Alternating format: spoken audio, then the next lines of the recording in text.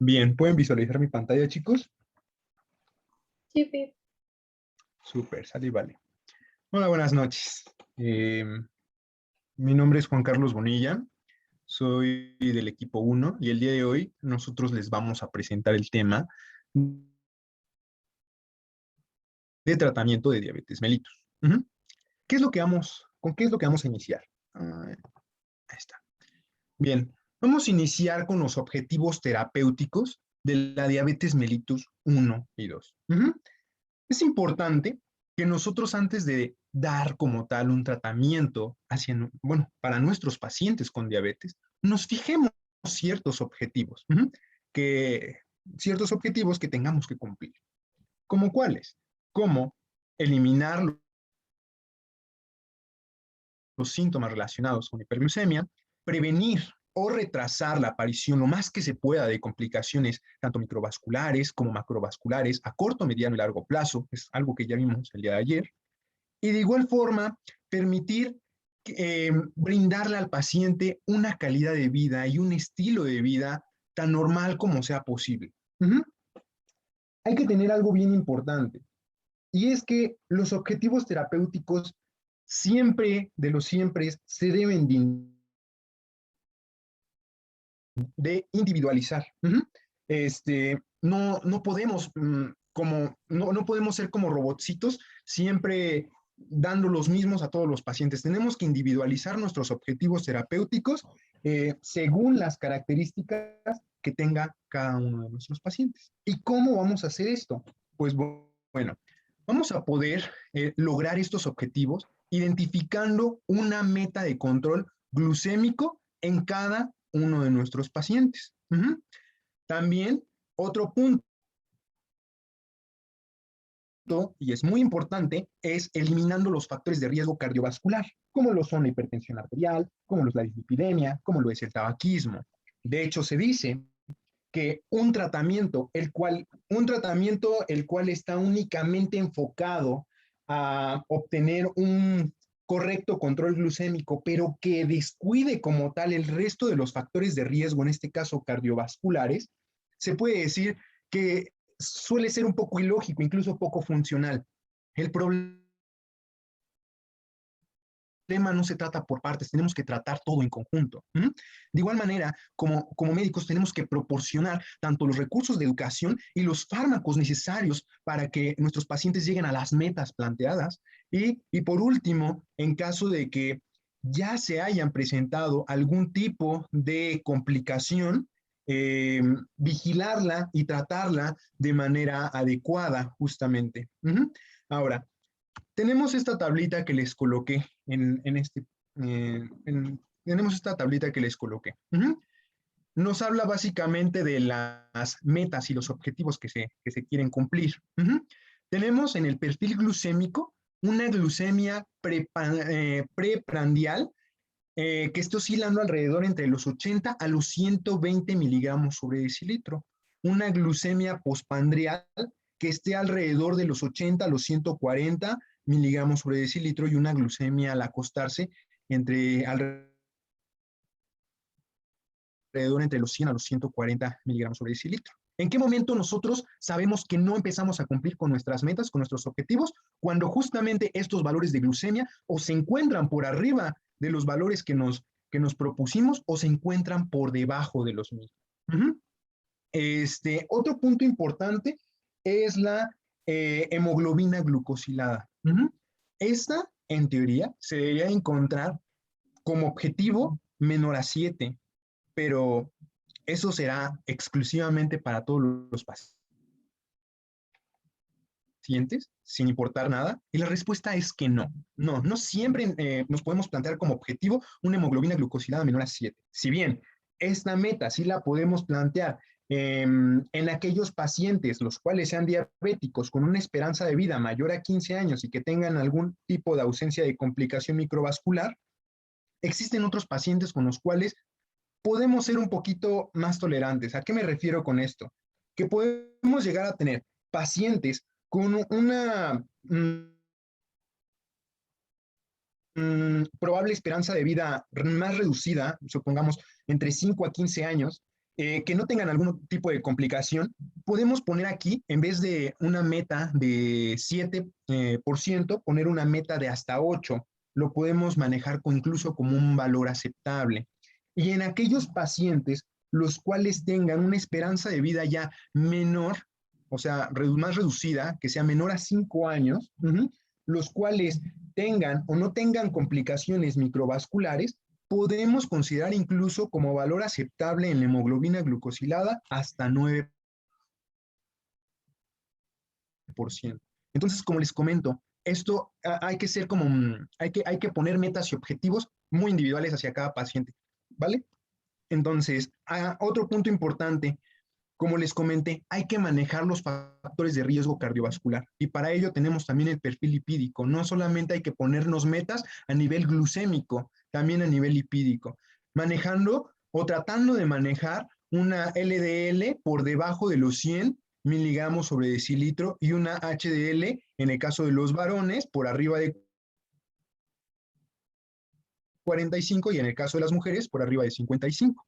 De igual forma, los triglicéridos por debajo de los 200 miligramos sobre decilitro y una presión arterial recomendable por debajo de 130 sobre 85 milímetros de mercurio.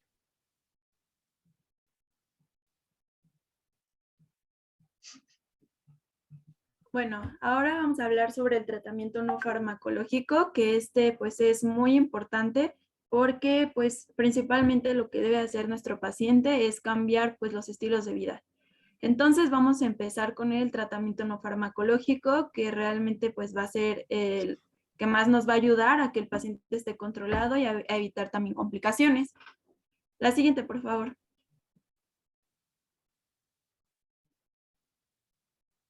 Bueno, primero que nada debemos educar al paciente sobre esta enfermedad que tiene. Entonces, pues debemos informarle de la importancia de que tenga una autovigilancia de la glicemia. Es importante pues que el paciente tenga su glucómetro en casa para que esté tomando la glucosa y poder llevar también este control. También es muy importante que en los pacientes que tienen diabetes mellitus tipo 1 pues tengan una vigilancia de las cetonas urinarias.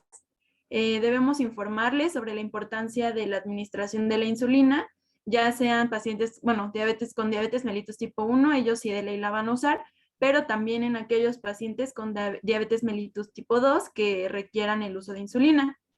Entonces, pues hay que recordarles sobre la importancia de administrarla y de manera correcta. También tenemos que informar a los pacientes sobre las enfermedades concurrentes que pueden tener ellos, porque pues como sabemos van a estar inmunocomprometidos, no inmunosuprimidos, pero sí inmunocomprometidos. Entonces es importante recordarle esto a nuestros pacientes. Debemos hablarles sobre la prevención de las hipoglucemias, dependiendo también de los medicamentos que estén tomando y qué hacer en estos casos, como veíamos ayer con la doctora, en el caso de que el paciente esté en su casa, pues qué podía hacer, que era tomar un vaso de agua con 4 cucharadas de azúcar. También debemos informarles sobre el cuidado que deben de tener en los pies y también en la piel, que van a ser más sensibles, recomendarles decirles cómo es la manera correcta de que compren su calzado, también que tengan hidratada la piel. Tenemos que asesorarlos sobre el tipo de ejercicio y la alimentación que deben realizar. Ahorita más adelante vamos a ver eso sobre la alimentación y el ejercicio, y pues también que los tomen como hábitos de vida.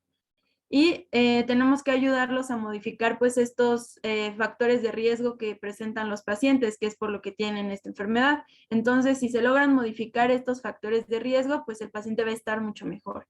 Y también algo muy importante es que se tomen en cuenta los aspectos psicosociales, ya que esto pues también va a afectar al paciente no solo o sea, también en lo emocional y en lo social. La siguiente, por favor. Y bueno, también es importante que tenga una buena red de apoyo. Ahora, respecto a la nutrición, pues vamos a tener que orientar a nuestro paciente para que él mejore su control glucémico y así se eviten las complicaciones. Entonces, para aquellos pacientes que tengan diabetes mellitus tipo 1, es importante que tome en cuenta el aporte calórico la cantidad también respecto a la dosis de insulina que tiene el paciente. Entonces es muy importante que estos pacientes lleven una alimentación con el conteo de los carbohidratos que consumen para así poder ajustar bien la dosis preprandial de la insulina y que no haya algún riesgo de hipoglucemia o pues también que no sirva, ¿no? También es importante que, bueno, hay que tomar en cuenta que en estos pacientes pueden variar el tipo de carbohidratos que consuman, pero se recomienda que la cantidad de estos siempre sea constante para las dosis de insulina y pues obviamente igual que no sean pues tan malos. Entonces el paciente debe de tenemos que enseñarle a hacer este conteo de los carbohidratos y es importante mencionar que en el tratamiento nutricional tiene que ser flexible cuando el paciente haga ejercicio, porque vamos a ver que esto puede variar cuando el paciente tiene la diabetes mellitus tipo 1, puede bajar la glicemia y entonces pues esta nutrición debe de ser flexible para el uso de la insulina. La siguiente, por favor. Ok, bueno, aquí les puse un ejemplo de cómo hacer este conteo, por ejemplo, de los carbohidratos. Y en este ponemos, de hecho, bueno, en la guía de práctica clínica viene también una tablita donde vienen como las equivalencias y los alimentos.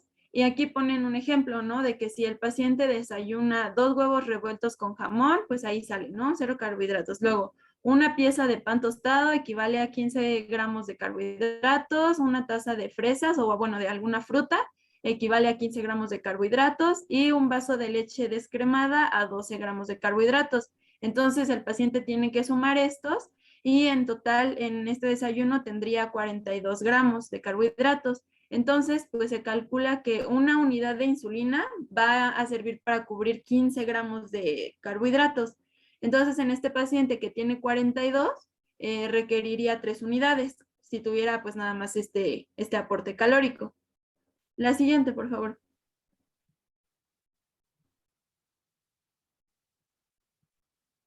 Ok. Y aquí, bueno, ahora en los pacientes que tienen diabetes mellitus tipo 2, es muy importante hacer énfasis sobre la pérdida de peso del paciente, ya que la mayoría de estos van a tener obesidad.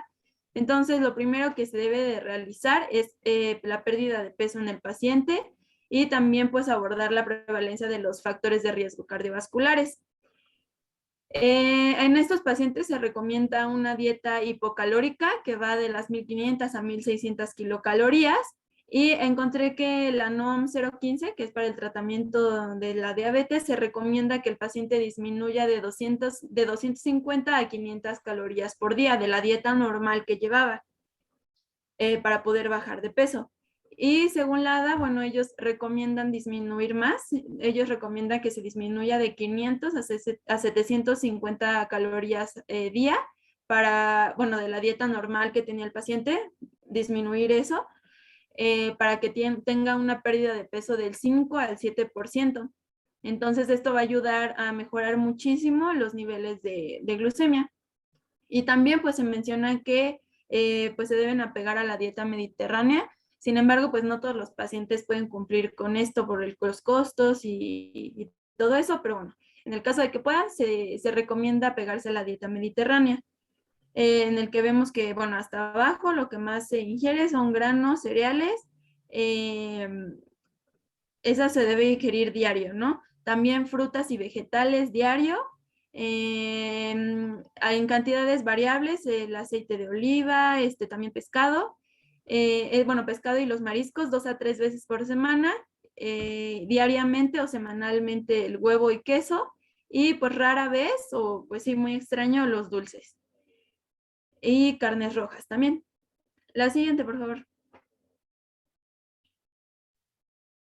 Bueno, aquí les puse un ejemplo de dieta que la saqué de la guía de práctica y también aquí se puede hacer el conteo de carbohidratos porque aquí te dice el equivalente de cada cosa.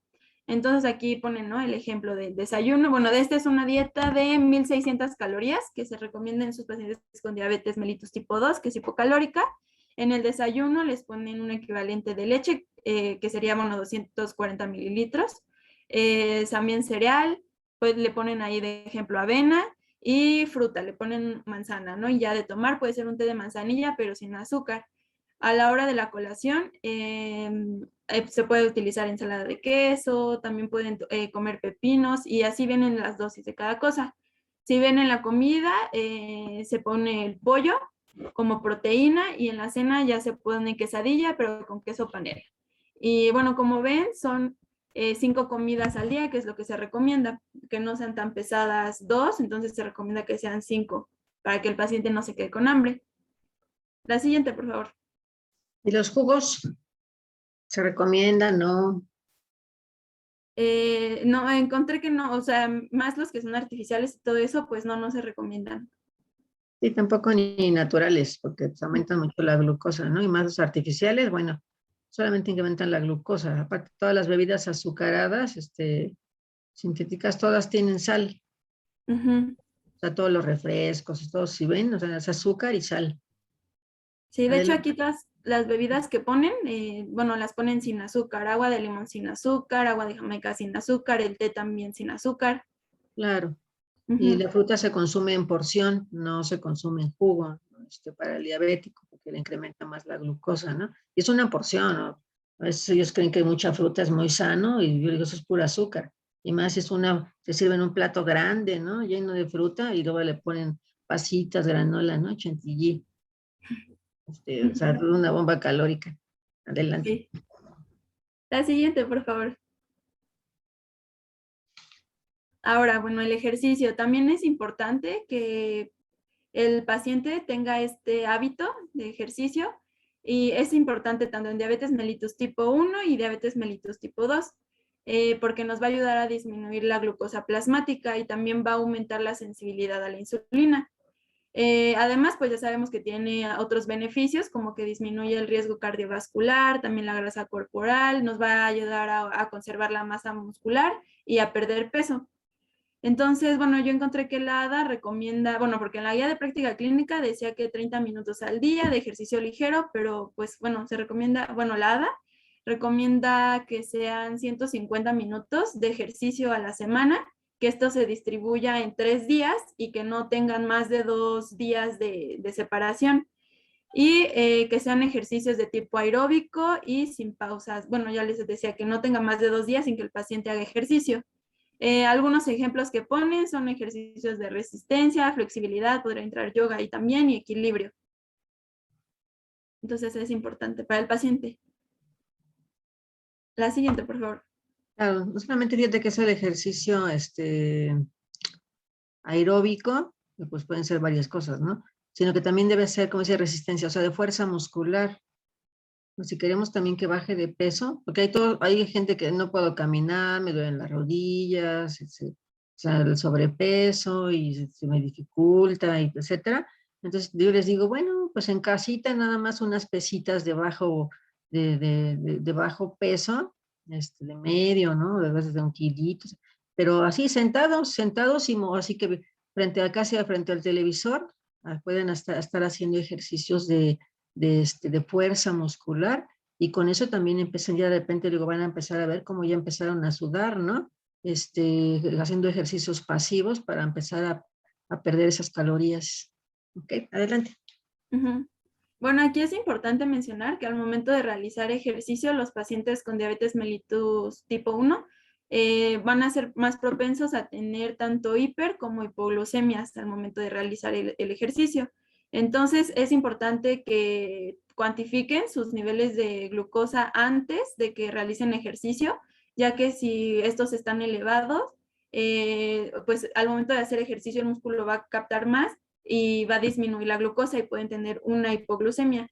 Y si al contrario esta está disminuida, va a pasar lo contrario. También tenemos que, en el caso de que el paciente ya tenga se toma la glucemia antes de hacer ejercicio y vemos que tiene más de 250 miligramos por mililitros, pues se tiene que posponer el ejercicio hasta que tenga un valor normal. Bueno, dentro de los rangos meta para estos pacientes. En el caso de que el paciente tenga menos de 100 miligramos por mililitro, aquí pues puede ingerir algún carbohidrato y ya ahora sí que esté en un nivel mejor, puede realizar el ejercicio. Y en aquellos también, conforme se vayan conociendo los pacientes cuando hacen la actividad física, pueden disminuir las dosis de insulina antes de que hagan ejercicio. Y también es importante mencionarles que después de que hacen ejercicio, no se inyecten en alguna zona que hicieron ejercicio porque se va a absorber más rápido. Entonces no tienen que inyectarse, por ejemplo, en los brazos. Si hicieron pesas, pues no se deben inyectar en el brazo. También, pues es importante que el paciente conozca pues las respuestas que tienen cada uno. Hay que recordar que el tratamiento debe ser individualizado, se tiene que adaptar a la situación de cada paciente. Entonces también es importante que ellos lleven una bitácora de su glucemia y para que sepan y se conozcan pues sí, sus valores y qué dosis también nos sale la insulina. La siguiente, por favor.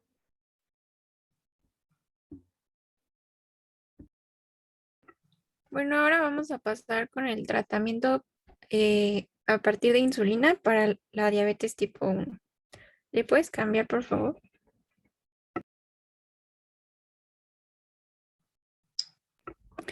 Bueno, el tratamiento con insulina, como ya vimos de acuerdo a la fisiopatología de la diabetes tipo 1, es fundamental en el tratamiento de esta desde el momento en que se hace el diagnóstico.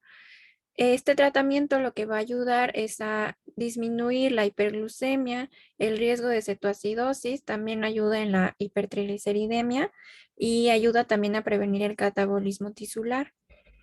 Esta terapia con insulina lo que hace es tratar de imitar la secreción fisiológica de la insulina, pero pues esto no se puede lograr exactamente a lo fisiológico, ¿no?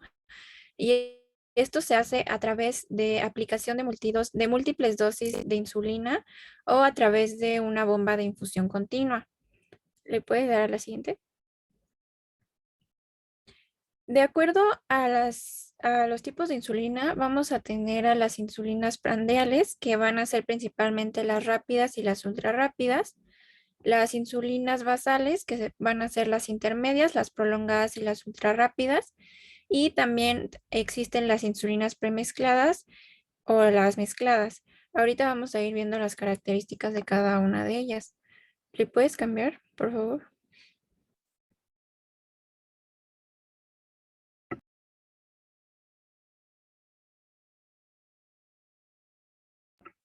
Bueno, aquí les puse esta tabla.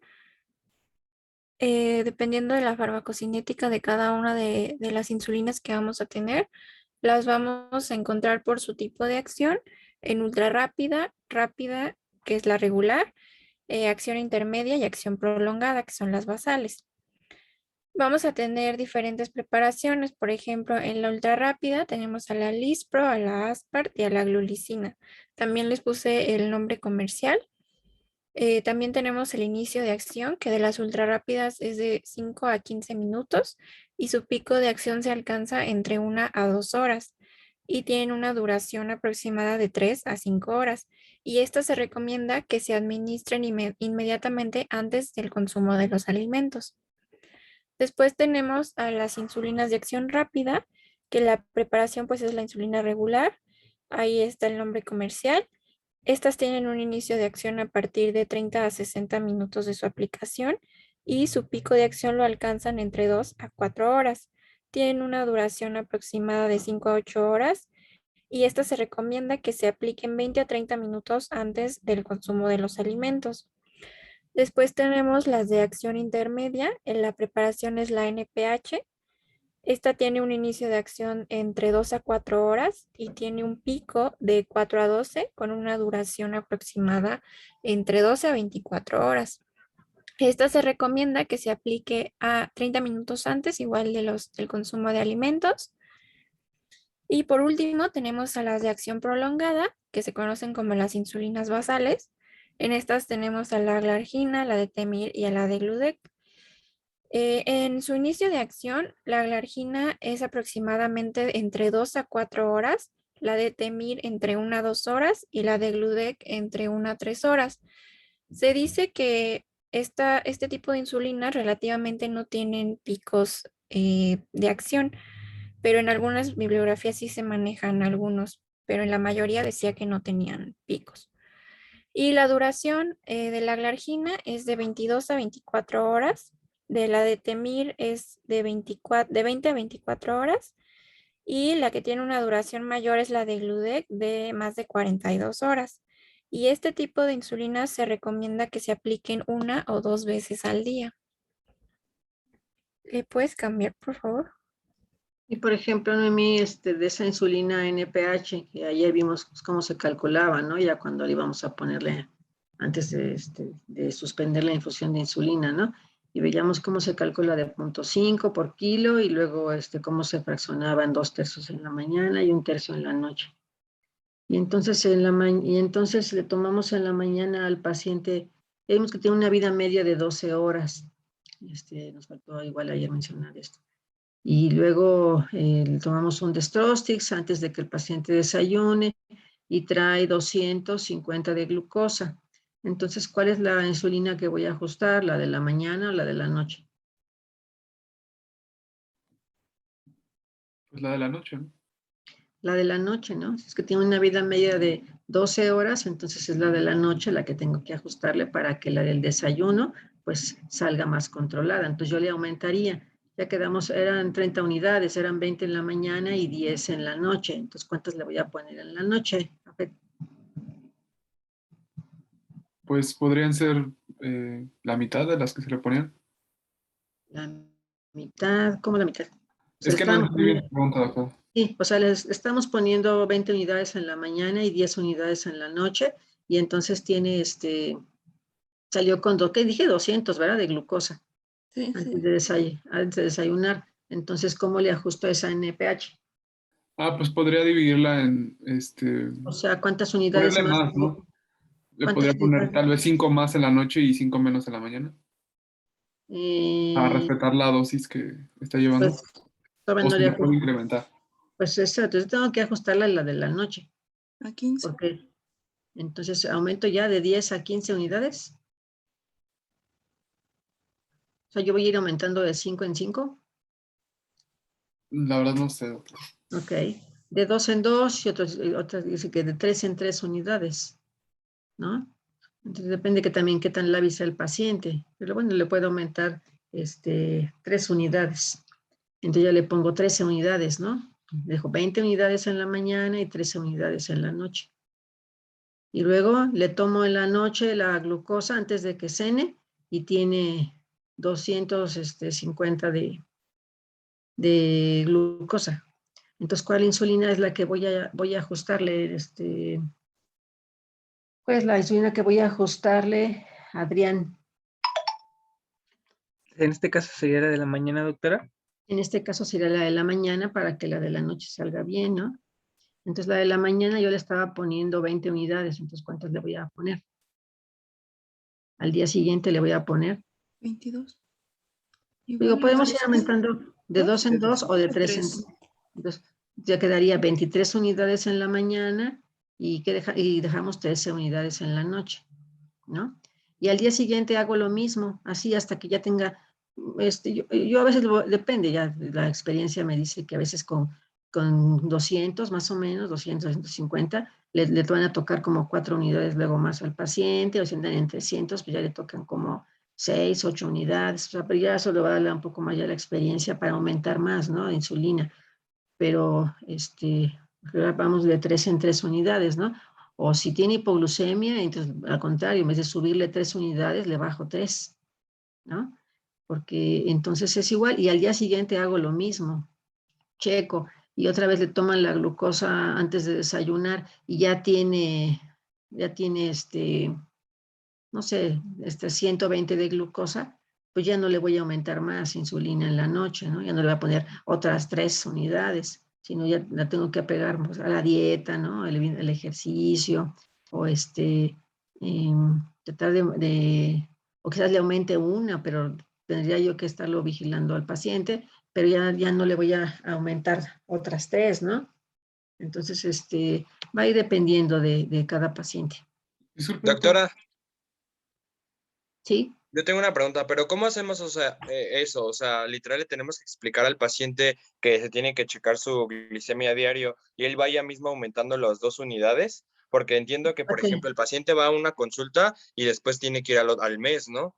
O sea, o le tenemos que pedir una bitácora. Pues al mes si es un paciente particular.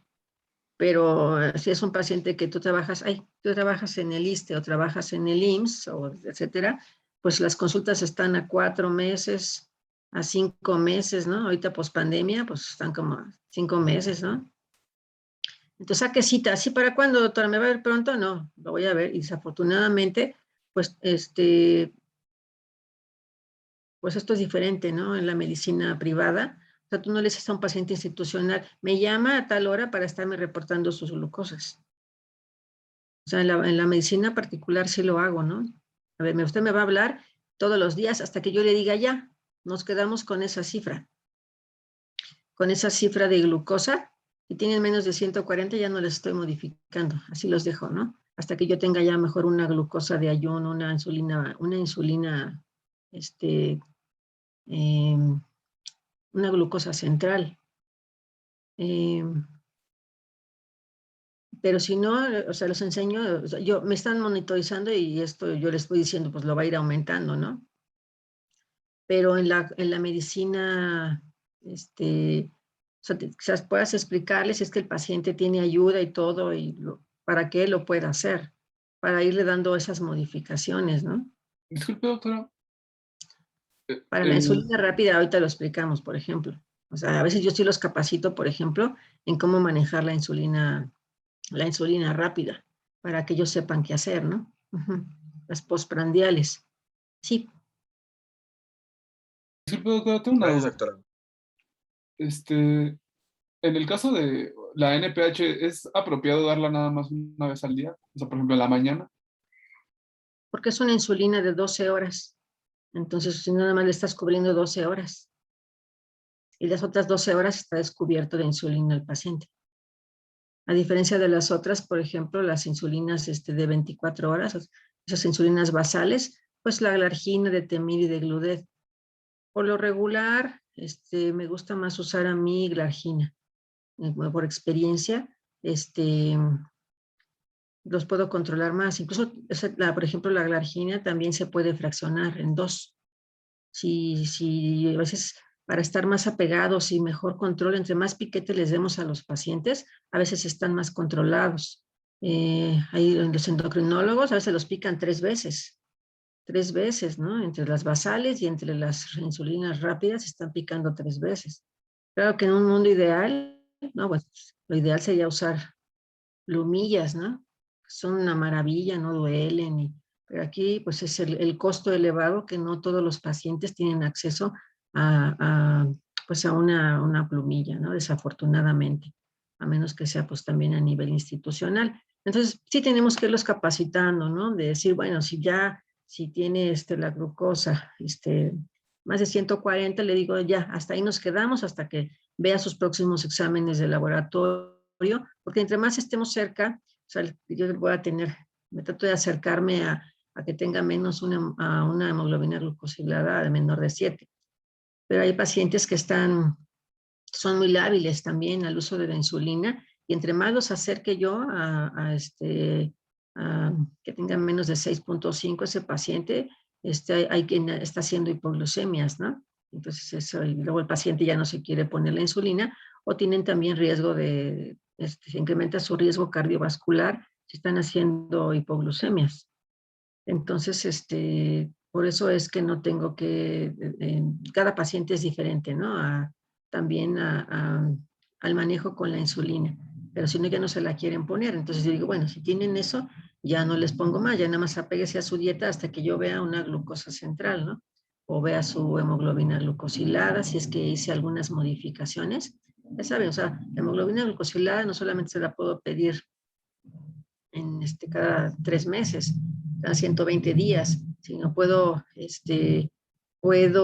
pedir, si hice ajustes al manejo con insulina, puedo pedirles una hemoglobina glucosilada al mes. Y debe haber, para que yo diga, está siendo efectivo mi tratamiento, mi manejo, debe haber una disminución del 50% de esa hemoglobina glucosilada. Para decir, no, pues sí está funcionando lo que le estoy dando, ¿no? Entonces, te digo, la glargina que dice de 24, también se puede dar esa de 12. Sí he manejado de Temir y de Gludet, principalmente son plumillas, pero como que no veo que se controlen del todo bien. No veo que se controlen del todo bien. Entonces, por eso es que me gusta más usar, por ejemplo, galargina, ¿no? En mi experiencia, y si quiero más en el diabético tipo 1, le digo, puede ser pues, su insulina, la que sea, puede ser galargina o puede ser NPH, ¿no? Si está muy descontrolado el paciente y ya tengo más de 50 unidades que está requiriendo el paciente, entonces lo tengo que fraccionar en 2. O sea que necesita 80 unidades al día. He tenido pocos pacientes que necesitan casi 100 unidades al día. O sea, muchísima insulina, nada más de pura insulina basal. Entonces, si ya pasa de 50, por lo regular la fraccionan en 2 piquetes para que estén más controlados, ¿no? Para no tener que decirle, se va a aplicar 50 o 100 unidades en una sola aplicación, ¿no? Bueno, muy bien. Entonces, así lo vamos a ir ajustando esa insulina NPH, pues va a depender de su vida media. Ok, Gracias. adelante.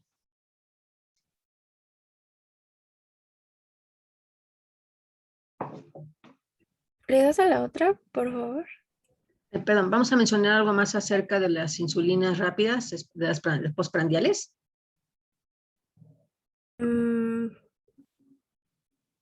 Para saber si comento algo ahí de eso. No. No, mejor si comente, doctora. Ok, por ejemplo, si un paciente tiene la hemoglobina glucosilada, perdón, si tiene una glucosa central de ayuno, me trae sus exámenes de laboratorio, ¿no? Y yo ya veo que, que trae pues 100 de glucosa.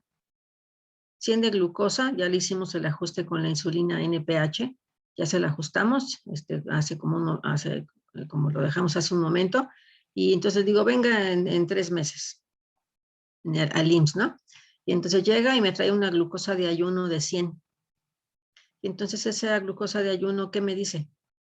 Pues lo que comió el paciente un día antes, ¿no? Entonces le digo, felicidades, usted se cuidó un día antes, ¿no? Pero bueno, realmente el control del paciente, diabético, pues me lo va a dar la hemoglobina glucosilada, ¿no? Entonces, ya yo checo y a la cita de la consulta de los 3 meses, pues ya veo que trae una hemoglobina glucosilada de 9, ¿no? Entonces digo, no, pues es que se tiene que apegar más a la dieta y no, doctora, ¿qué pasa con eso? Hay pacientes que me dicen, bueno, sí, comí esto y me descuidé y las fiestas navideñas y los tamales, ¿no? Que ya llegó bueno, ¿no? Y entonces los probé y bueno, entonces ya podemos hacer ahí algunos ajustes, ¿no? O sea, ¿ahí qué hago? Si las glucosas de ayuno están normales, pero esas glucosas, esa hemoglobina glucosilada está alta. Existen 2 posibilidades. Uno, que no se esté cuidando, ¿no? Oiga, a veces me va a pegar a la dieta y el ejercicio y ya no coma tamales y todas esas cosas. Bueno, y pero sí, porque me porté mal. Pero puede ser el caso contrario, que el paciente me diga, no, sí, no, doctora, no, yo, no sabe, o sea, yo me cuido muchísimo, la dieta, todo, pero así me cuido muchísimo, y entonces sí soy bien apegado, o lo que usted me dice, yo hago, y etcétera. Entonces, ¿ahí qué voy a hacer con ese paciente que sí se porta bien y que tiene hemoglobina glucosiladas altas y que tiene una glucosa de ayuno de 100? Pues ajustarle su insulina. ¿Qué está pasando ahí? ¿Pero cuál? Porque si yo le voy a aumentar más la NPH o le voy a aumentar más la insulina glargina, me va a hablar en la noche el familiar, bueno, si es privada, me va a hablar, oiga, mi paciente tiene 50 de glucosa, ¿qué hago? Sí, pues yo creo que sería la de la mañana, ¿no? Porque a usted le aumentó la insulina No, basal. a lo que se Pero ya, refiere es que el paciente nos está mintiendo, ¿no? no, ya no me está mintiendo. Ese sí, yo sé que es un paciente bien portado. Ujú. Pues es que serían muchas cosas, ¿no? Porque también pues, tendremos que ver, o sea, si se está poniendo Pero la sí, ya, cantidad.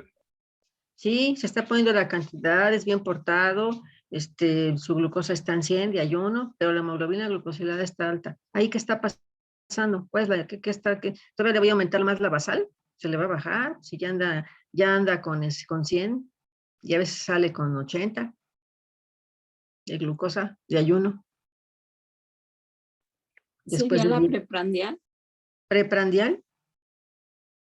Preprandial, o sea, es la basal, que es la NPH, la glargina, es la que voy Es a la aumentar. postprandial, ¿no, doctora? Eso. La que causan los daños micro, macrovasculares son las glucosas postprandiales. Las glucosas postprandiales son las que me están causando el daño, lo que me da la ceguera y los pies y el corazón, y son las postprandiales. Después de que yo como los alimentos, entonces, pues hay ahí una curva, ¿no? Donde la glucosa, ahí hay unos picos donde se empieza a incrementar la glucosa. ¿Y cómo bajo esos picos? ¿Cómo bajo esas glucosas postprandiales? Con insulina rápida, que le tengo que poner. Entonces yo le digo, ok, usted se va a tomar la glucosa 2 horas después de desayunar, 2 horas después de comer y 2 horas después de cenar, y me lo reporta.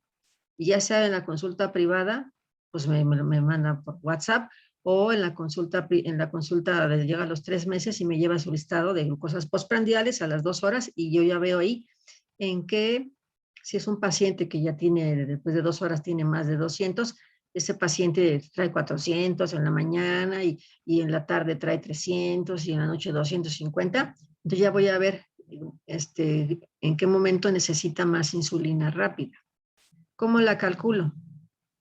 La puedo calcular al 2%, al 3%, al 4%. Por lo regular la calculo al 2%. Entonces yo le enseño al paciente, a ver, en la mañana usted postprandial salió con 400 en el desayuno. Entonces va a multiplicar 400 por, dije el 2%, ¿no? La calculo. 400 por 0.02 y le va a dar el número de unidades de insulina rápida que usted se va a poner, ¿no? Después de que se va a poner ya cuando acabó de comer, ¿no? En esa comida. Eso es en la mañana. Puede ser al 0.2%, que es igual a 2%, o puede multiplicar 400 por 2 y signo de porcentaje. 2% o 0.2, 0.02. Lo que se le haga más fácil al paciente, para que él sepa calcular. Porque, y luego, ¿sabe qué, doctora? Otro día, pues me mandé, no, sí, fue la fiesta del abuelo y me dieron una rebanada y no pude evitarlo y me la comí. O no, pues no fue una copa de vino tinto, fueron 3, y pues sí, me mandé y yo me sentí mareado y me sentía un poco mal. Me tomé la glucosa a la hora de así 2 horas después de la comida y salí con 250. Ok, entonces multiplico, ya sabe el paciente, multipliqué 250 por 2%, ¿y cuánto da eso? A ver, hagan ahí el cálculo. 50. No, 250, 5 unidades. ¿Ok? Entonces 250 por 2, signo de porcentaje, Ah, es que le puse 0.2. o 0.02. Te falta un 0. 0.02, que es lo mismo. Entonces sí, me dan 5 unidades. Entonces yo me apliqué, saqué mi cálculo, usted me enseñó, doctora, para esos casos que yo que me despaché solo, y entonces me puse 5 unidades de más, ¿no? Bueno, o sea, el paciente todo empoderado, ¿no? Y ya supo qué hacer con esas. Pero yo, previamente el paciente ya tenía su insulina, que yo puedo calcular esas insulinas postprandiales, cuánta insulina va a necesitar rápida en la mañana, en la tarde y en la noche. De esa forma, ¿no? Y ya solamente, ya sabe que se la tiene que poner, se la puede poner junto con la insulina basal, y después se te la tiene que poner con, con la basal, sobre todo si es una jeringa, en una sola aplicación, una jeringa normal de insulina, pues ahí va la rápida y va la basal, ¿no? Entonces, o si son plumillas, bueno, pues qué mejor.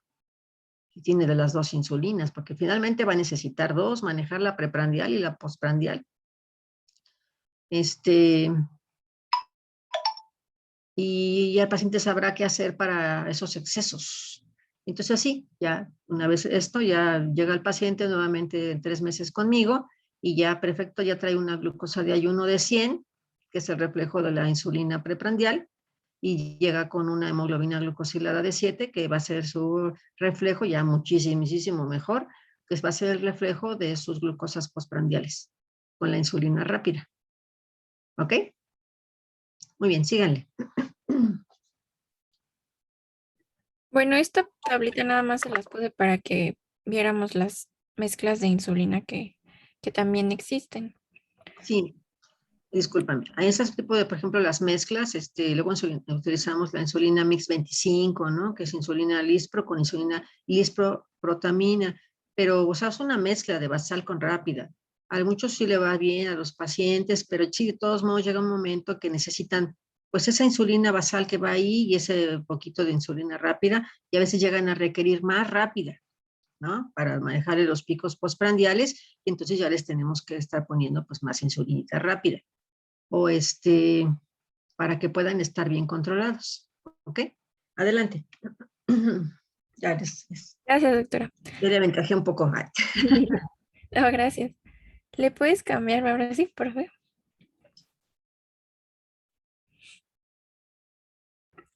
Bueno, en cuanto a la dosis, bueno, para los pacientes con diabetes tipo 1, la ADA nos menciona una dosis típica de inicio del tratamiento de 0.5 unidades por kilo por día, pero algunas otras bibliografías nos mencionan que primero hay que calcular el requerimiento total de insulina, y aquí se hace una división. Para los pacientes de recién diagnóstico se establece un régimen de 0.3 a 1 unidad por kilo por día, los pacientes prepúberes de 0.3 a 0.7 unidades por kilo por día, y aquellos pacientes que presenten cetoacidosis, que estén utilizando corticosteroides o que tengan obesidad, se recomiendan dosis de 0.7 a 1 unidad por kilo por día. Posterior a esto se dan los porcentajes de dosis de insulina basal y de las insulinas prandiales. En la dosis basal, que es donde utilizamos la glargina, la detemir o la degludec, como ya mencionó la doctora, se menciona que puede ser 50% de la dosis diaria total estimada de la insulina. En los niños puede ser 40% de esta dosis, y en los pacientes que tienen una dieta baja en carbohidratos puede ser hasta el 60%. La guía de práctica clínica lo maneja como el 40 al 60% de la insulina basal, y el resto es la insulina preprandial. ¿La puedes cambiar, por favor? La insulina prandial, que es la que vamos a usar, va a ser las ultrarrápidas o la regular. Aquí la dosis de esta insulina va a depender de la cantidad de hidratos de carbono que consuma el paciente y de las concentraciones de glucosa en sangre.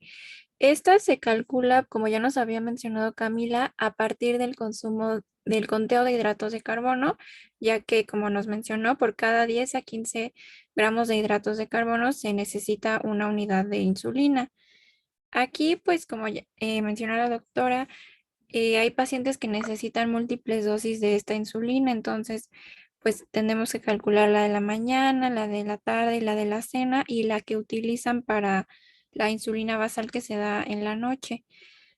Y aquí es muy importante que los pacientes tengan un automonitoreo de su glucosa, que hagan su conteo de carbohidratos y que también mencionen el ejercicio que realizan, porque de acuerdo a estos 3 parámetros es a los que se va a ir ajustando sus dosis de insulina. Claro, y la pueden calcular al 2, al 3, al 4%, o sea, dependiendo de qué tan descontrolado a veces está el paciente o cuánta necesidad de insulina también tenga, ¿no? Adelante.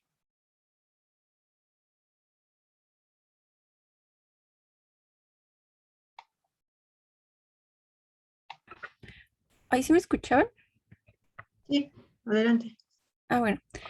Ahora vamos a ver la aplicación correcta de la insulina.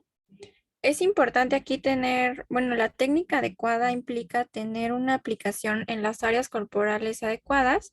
Y aquí en esta imagen podemos ver las zonas en las que se puede administrar la insulina. Tenemos el abdomen, que no es directamente en el ombligo, sino que se tiene que dejar 30 centímetros de distancia del ombligo. En los brazos, en la cara lateral, son 4 dedos abajo del hombro y 4 dedos arriba del pliegue del codo. En los muslos también, en la cara lateral externa, dejando 5 a 6 centímetros sobre la rodilla, o de 5 a 6 centímetros el pliegue inguinal. Y también se puede aplicar en los glúteos, en el cuadrante superior externo. Dependiendo de la zona en la que se administre la insulina, va a ser la velocidad en la que se va a absorber. Por ejemplo, la insulina NPH, las insulinas de larga duración, se aconseja que se administren en el muslo o en los glúteos, porque aquí la acción va a ser más larga y más estable. Al contrario, las insulinas que son de acción rápida, se recomienda que se administren en el abdomen. Aquí pues se ven en la figura que les puse en cuáles se absorbe más rápido. También es importante tener una rotación del área de inyección para evitar la lipodistrofia del área, para evitar la acumulación de grasa subcutánea.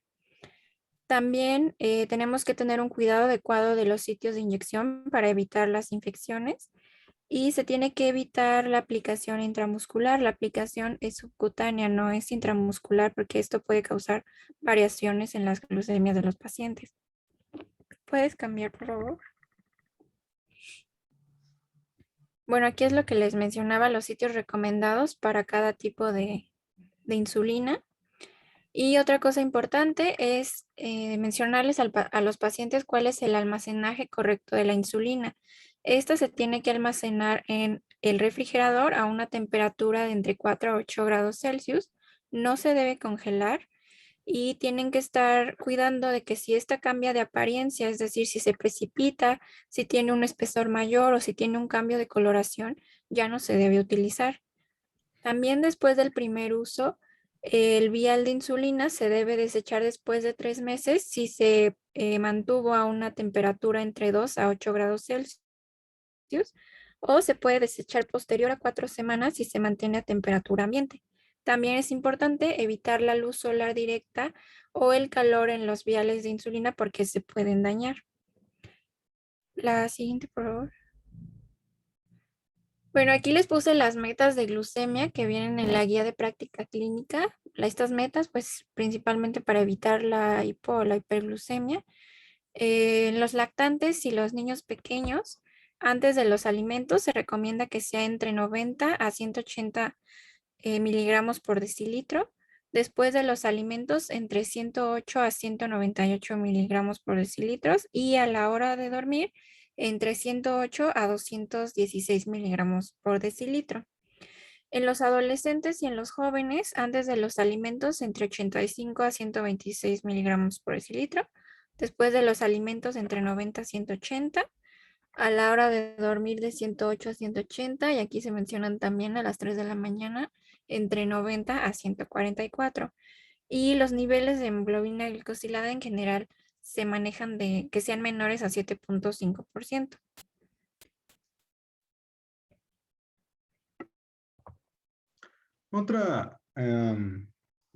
Otro tratamiento que tenemos para los pacientes con diabetes mellitus tipo 1 es básicamente el tratamiento quirúrgico. No es tan habitual, pero pues hay que saber que existe. Tenemos desde el trasplante de páncreas completo, lo cual nos puede ayudar a normalizar la tolerancia a la glucosa, y también el trasplante de los islotes pancreáticos. Hay que tener en cuenta que ambos procedimientos van a ir acompañados de efectos secundarios como lo es un proceso de inmunosupresión, para evitar que el cuerpo rechace justamente, en este caso, el páncreas o los islotes pancreáticos.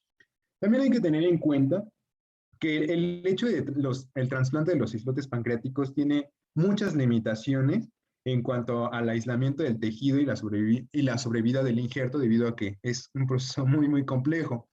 Ahora, el último o el tercero no es como tal quirúrgico, pero es como un dato curioso que encontré, en el cual se vio que en los pacientes con diabetes mellitus tipo 1, a pesar de que son ya de larga duración, siguen presentando secreciones o producción mínima de insulina, a pesar de ya el tiempo. Asimismo, en algunos pacientes se han detectado algunas células insulinopositivas, lo que nos hace pensar que las células beta pancreáticas se intentan de cierta forma regenerar, pero ¿qué es lo que está pasando? El cuerpo, pues básicamente las destruye, el sistema inmunitario las destruye. Entonces, entiendo que se está tratando de tener como una nueva terapia en la cual se suprima como tal a el sistema autoinmunitario para justamente estimular la regeneración de estas células beta pancreáticas. Y pues esto se debe llevar a cabo en el momento del diagnóstico y en los años posteriores al diagnóstico.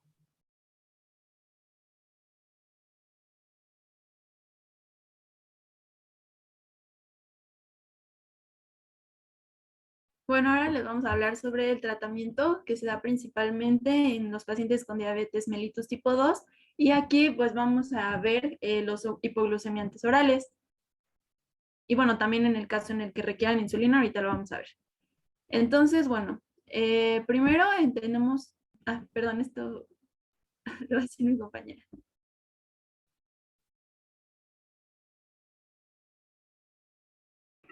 Bueno, vamos a empezar con la monoterapia con metformina.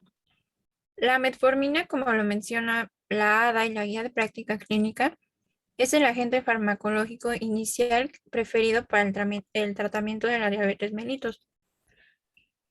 ¿Por qué se prefiere este fármaco? Porque la metformina se ha visto que reduce la hemoglobina glicosilada entre 1.2 a 2% en 3 meses. Además de que ayuda a la pérdida de peso en los pacientes y no tiene riesgos de hipoglucemia como tal. También tiene efectos beneficiosos en la dislipidemia y ayuda a disminuir las complicaciones cardiovasculares. Además que en general tiene una tolerabilidad bastante aceptada por los pacientes y es un medicamento asequible. ¿Cuándo se va a iniciar esta monoterapia con metformina? Principalmente es en los pacientes que tienen un recién diagnóstico de diabetes tipo 2, también aquellos que no tienen contraindicaciones para tomar este medicamento, también los que tienen una glucemia en ayuno de menos de 240 miligramos por decilitro y una hemoglobina glicosilada menor a 8.5%. Este tratamiento se recomienda que se inicie con dosis de 500 miligramos 2 veces al día que se van a ir incrementando de acuerdo a la tolerancia del paciente hasta alcanzar una dosis de 850 miligramos una vez al día. Y aunada a esta terapia con metformina, obviamente también tenemos que pues incrementar las modificaciones al estilo de vida del paciente para que la terapia sea aún más efectiva. ¿Puedes cambiar, por favor? ¿Hay algún manejo para prediabetes? ¿Cuáles son los fármacos permitidos para prediabetes? Vamos a preguntarle a Dianita, a Diana Serrano. Hola, doctora. Hola. Puedes decir, no sé. No sé. No he escuchado como tal de fármacos. ¿No? Que se- Los que están así gorditos y que pues, queremos bajar de peso, ¿no? Me parece. Doctora, tengo entendido que, bueno, en este caso yo lo hablo desde mi perspectiva personal porque tanto mi abuela como mi abuelo son prediabéticos y directamente les recetaron metformina. Es lo que están tomando. Tal cual metformina fue lo que les dieron. Claro, es el único manejo, digo, dije fármacos, pues no, el único permitido para, realmente establecido por la ADA para manejo de prediabetes, sí solamente es la metformina, ¿no?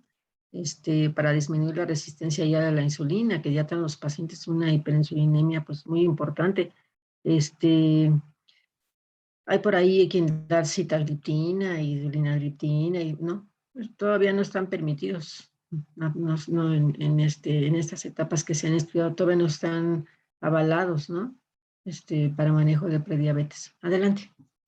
Doctora, ¿y la dosis es la misma? Sí. Yo, a veces cuando les doy tratamiento, depende del paciente, ¿no? Sus hábitos y todo. Yo les doy a veces dosis un poco bajitas. Depende, te digo, si cada cuando voy a ver ese paciente, ¿no? Si lo voy a ver en 3 meses, bueno, pues sí, la dosis que necesita ya desde un principio. Pero si los voy a monitorizar a veces un poquito más, en una forma más estrecha, a veces les inicio, sobre todo al prediabético, que lo puede hacer lentamente, y para que lo toleren les doy dosis un poquito más bajas, y ya que lo toleraron, eso es cuestión de una semana. Una semana les inicio una dosis un poquito más baja y ya que no tuvieron diarrea, no les dio cólico, no les pasó la cefalea momentánea, etcétera, y ya la siguiente semana les subo, ya le puedo subir lo que quiera, yo lo que necesitan, y ya la toleraron muy bien, porque si no, algunos pacientes luego no la toleran de ingresos y de inicio, cuando luego empieza, a ver, se va a tomar usted 1 gramo cada 8 horas, no la toleran. Empiezan con que, tuvo usted, la voy a ver al 3 meses, lo tuve que dejar, doctora, porque me empezó a doler mucho la cabeza y me dio vómito, me ardió el estómago y pues, me dio mucha diarrea. Y pues no, ese fármaco no lo toleré. Cámbiemelo, deme otra cosa. Y la verdad es que la metformina es una maravilla. Fármacos van, fármacos vienen, nuevos van, vienen, pero la metformina ha durado y sigue durando y va a persistir muchísimo por sus efectos que tiene, que ya nos mencionaron. Así que yo prefiero iniciar un poquito más abajo y ya tolerando una semana después, ya les aumento la dosis. Una vez que pasaron los efectos así como que y se lo tomen con los alimentos para que lo toleren y hasta el momento no he tenido pacientes que me digan, ay, no, lo dejé o me cayó muy mal o no, y empiezan a bajar de peso y todo bien. Entonces yo prefiero iniciar, yo hablo de mi experiencia, un poquito más abajo, una semana y después va para arriba. Adelante. Bueno, sí, entonces vamos a ver, vamos a ver que la metformina pertenece al grupo de las biguanidas, va a ser pues el fármaco representativo, y vamos a ver, bueno, su mecanismo de acción es que la metformina va a disminuir la gluconeogénesis y también la glucogenólisis. Esto lo va a hacer por la estimulación de la MPK y esto va a aumentar la sensibilidad a la insulina y la captación de glucosa en el músculo esquelético y también en la grasa. Además, va a disminuir la absorción intestinal de glucosa y también pues va a disminuir los triglicéridos.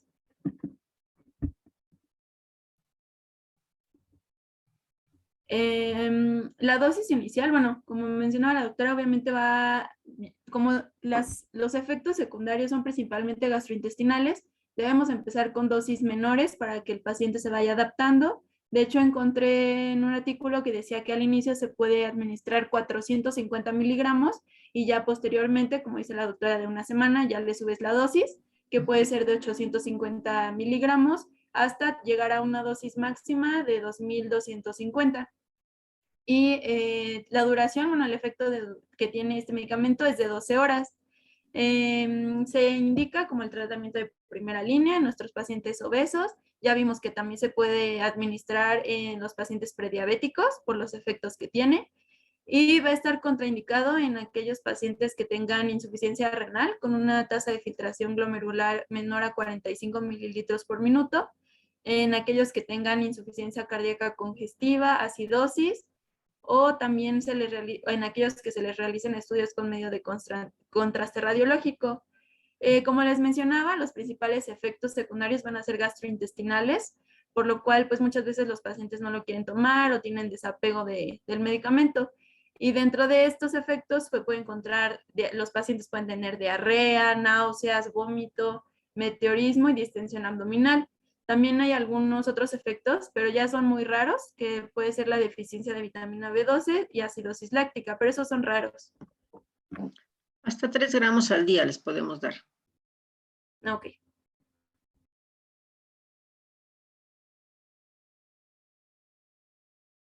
Luego tenemos otro grupo que son las tiazolidinedionas, que en este grupo vamos a encontrar a la pioglitazona y también a la rosiglitazona. ¿Cómo va a actuar estos fármacos? Pues van a activar los receptores PPAR y en tejido adiposo, en el músculo esquelético y también en el hígado. Estos, pues, ¿qué van a hacer? Van a aumentar la transcripción génica, también aumentan la sensibilidad a la insulina y los transportadores GLUT4, que van a ser los que van a permitir la entrada de la glucosa a nuestra célula. Entonces, es como funciona y también van a suprimir la producción hepática de glucosa. La rosiglitazona ya tiene un poquito de algunos años que ya salió del mercado. también la se fue retirada por la FDA por sus efectos también cardiovasculares, mayor riesgo de infarto, entonces ya se retiró. ¿Hay alguna contraindicación para dar pioglitazona? Sí, bueno, justamente encontré que Adelante, Camila. Sí. Sí, justamente encontré que las contraindicaciones sería la insuficiencia cardíaca congestiva y también los pacientes que tengan enfermedad hepática, porque pues el metabolismo va a ser hepático principalmente. La dosis, bueno, se va a administrar este medicamento una vez al día y la dosis inicial de pioglitazona, que es la que todavía sigue en el mercado, es de 15 a 30 miligramos y se recomienda no exceder los 45. Y los efectos secundarios que puede tener este medicamento es el incremento de peso, el edema, aumento de la adiposidad corporal y el aumento de, bueno, el peso puede aumentar de 2 a 4 kilogramos en el primer año que el paciente esté con este tratamiento.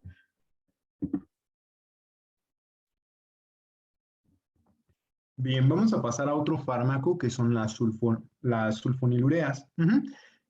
¿Cuál va a ser la función básicamente de este tipo de medicamentos? Pues básicamente es estimular la liberación de insulina por las células beta pancreáticas.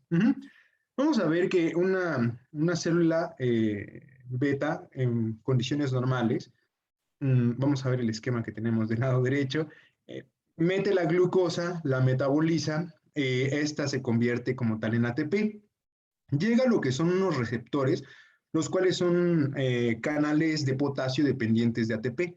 Cuando este ATP se pone en contacto con estos canales de potasio, automáticamente se cierran, evitando obviamente que el potasio salga de la célula, haciendo que el potasio se empiece a acumular dentro de la célula, provocando una despolarización que entre calcio a la célula y que estimule la secreción de gránulos de insulina.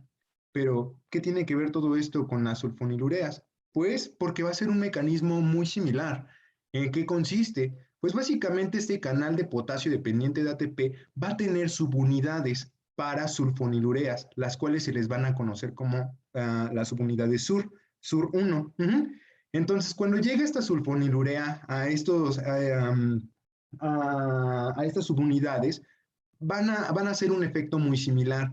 Van a bloquear este canal de potasio dependiente de ATP, van a evitar que este potasio salga, se va a llevar a cabo una despolarización de la célula y va a permitir como tal que se secreten o que se liberen gránulos de insulina a través de la exocitosis. La siguiente, Cami, por favor.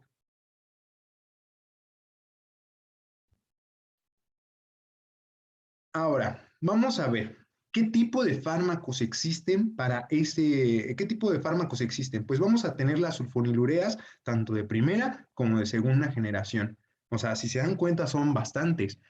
Dentro de los de primera generación tenemos a la tolbutamida, que su duración es aproximada entre 6 a 12 horas, la tolazamida entre 12 a 24, la clorpropramida entre 24 a 72, eso es mucho tiempo.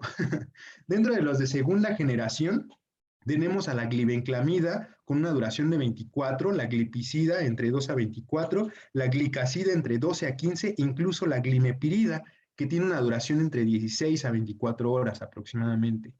¿En qué casos nosotros vamos a poder indicar este tipo de medicamentos? Pues bueno, en diabetes mellitus de recién diagnóstico, también, esto es importante, en pacientes los cuales tengan un peso normal. ¿Por qué? Porque, bueno, dentro de los efectos secundarios vamos a ver que este tipo de fármacos produce un aumento de peso. Entonces, no es recomendable dar este tipo de medicamentos a personas las cuales tengan obesidad. Por lo mismo, hay que ver las características de nuestro paciente. Otro punto importante es que tengan una aceptable función pancreática. ¿Por qué? Porque este tipo de medicamentos, como ya se los comenté, van a estimular a las células beta pancreáticas para que secreten insulina. Si ya el páncreas y las células beta ya no tienen más que dar, pues no tiene sentido, no tiene chiste el hecho de administrar o recetar este tipo de medicamentos. De igual manera, se puede indicar cuando la monoterapia con metformina falla. ¿En qué casos nosotros lo vamos a contraindicar? En pacientes con diabetes mellitus de tipo 1, obviamente, en la tipolada también, en diabetes gestacional y también en pacientes los cuales tengan insuficiencia renal o inclusive insuficiencia hepática grave. ¿Cuáles son los efectos secundarios? Eso es importante, porque la hipoglucemia con este tipo de medicamentos entiendo que es muy similar, y más en algunos en específico, como lo es la glibenclamida, que le asocian mucho la hipoglicemia.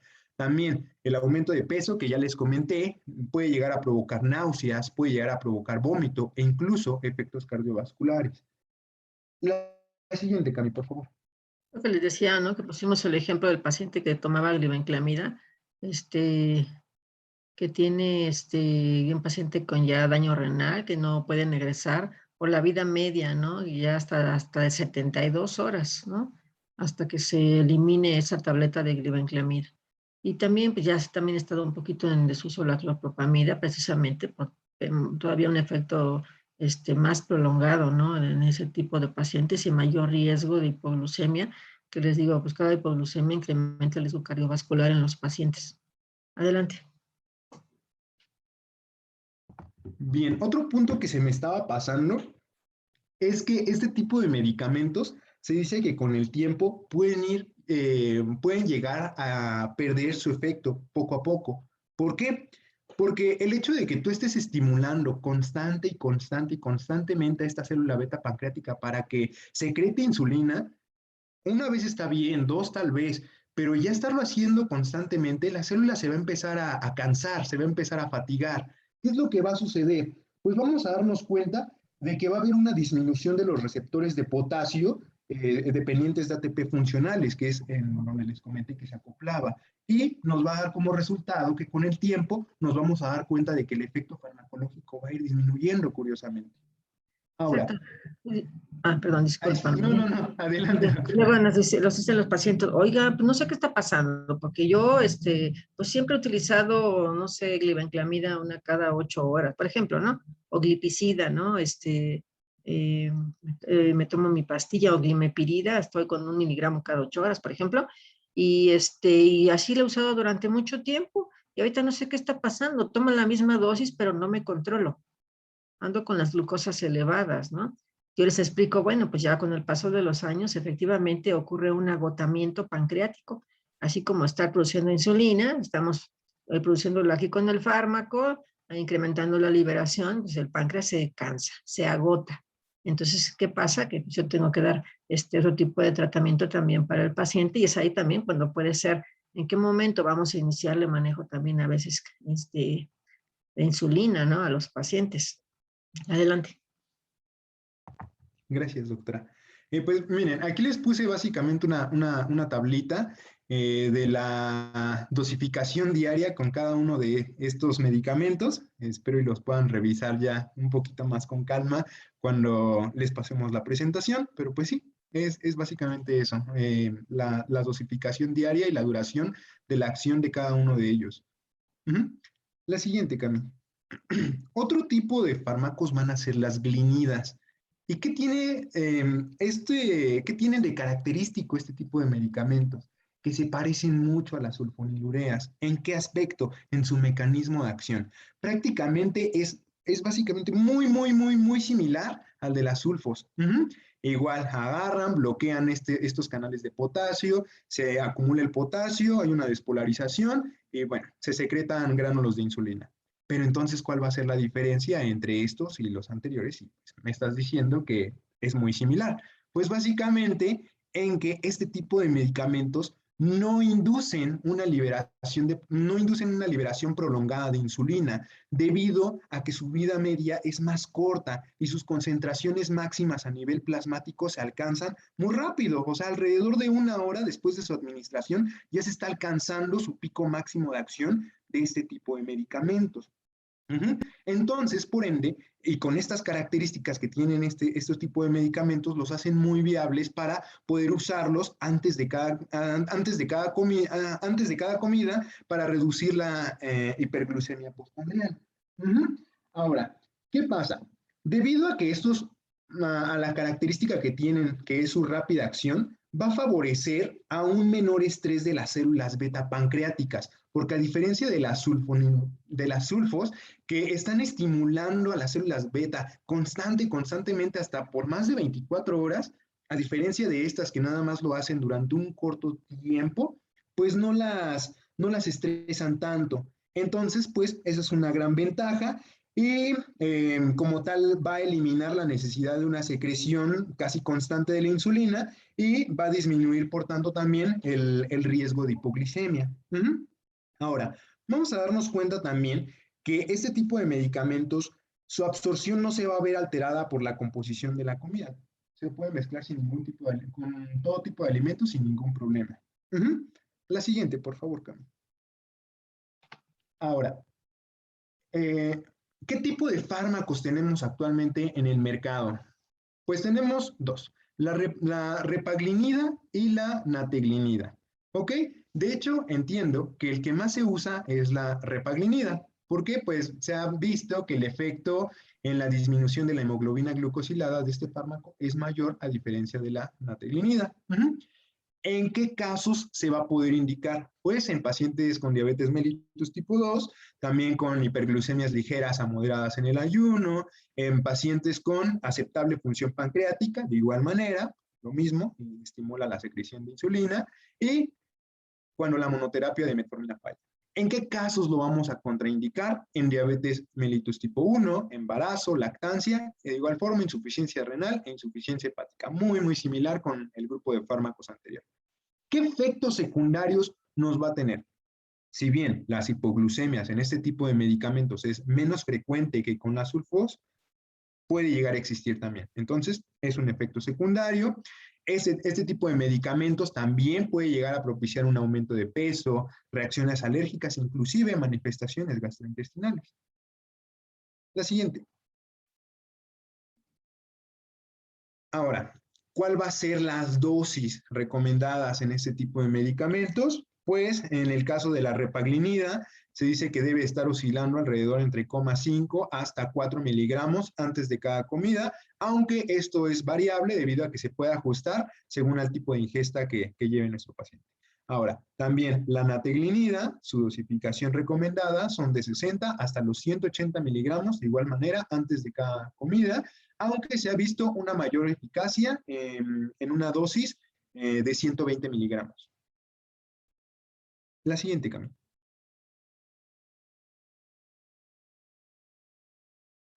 Bueno, otro de los medicamentos que tenemos son los inhibidores de la alfa-glucosidasa. Estos, su mecanismo de acción se basa pues en inhibir a la enzima alfa-glucosidasa que se encarga de la digestión de la digestión final de los hidratos de carbono. Esto lo que hace es que disminuye la digestión y la absorción intestinal de los carbohidratos, por lo que tiene un efecto principalmente en la glucemia postprandial. Entre los fármacos que tenemos aquí, tenemos a la acarbosa y al migritol, que las dosis van entre 25 a 100 miligramos antes de los alimentos.